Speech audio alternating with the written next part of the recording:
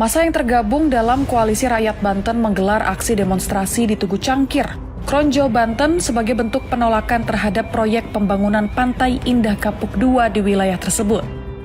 Dalam aksinya, masa menyuarakan dua tuntutan utama, yaitu menghentikan dugaan kriminalisasi terhadap warga Banten, serta penghentian seluruh proyek PIK II yang berjalan di wilayah tersebut.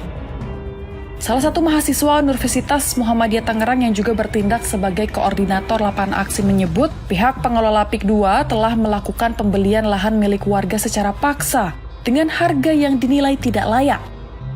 Seorang warga mengaku tanah milik ibunya dipaksa dijual kepada pihak PIK II dengan harga Rp50.000 per meter.